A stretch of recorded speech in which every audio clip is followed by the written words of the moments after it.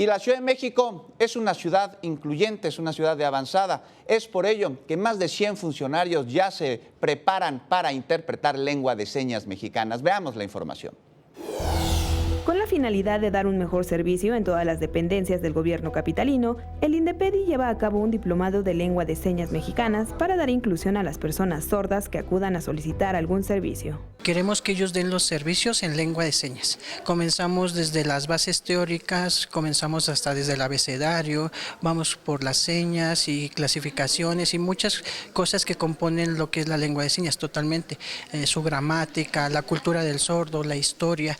Entonces ellos se van empapados de todo lo que es la comunidad de sordos. 140 servidores públicos de diferentes dependencias asisten una vez a la semana durante 3 horas para aprender este lenguaje. Isabel es una de las alumnas que no falta a sus clases, pues considera que la inclusión de este sector de la población es importante en la clínica donde trabaja. Cuando llega un paciente con este tipo de discapacidad, pues atenderlo como se debe de hacer, principalmente poderme comunicar con él, ¿no? Saber qué es lo que le duele, qué es lo que le molesta y cómo lo puedo ayudar. Por lo menos pues preguntarle su nombre, cómo se llama, qué le duele, ¿no? Dónde vive, qué espera, ¿no?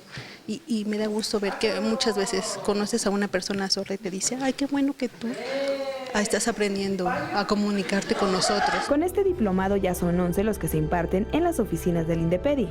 Y solo es para servidores públicos. Sin embargo, si alguna persona quisiera aprender esta lengua, el instituto da cursos básicos de 3 meses, donde los ciudadanos aprenderán esta lengua. Para mayor información, puede llamar al teléfono 15 19 42 90 o en la página www.indepedi.cdmx.gov.mx. Con imágenes de Jesús Arias, Iraíz Morquecho, 21 Noticias.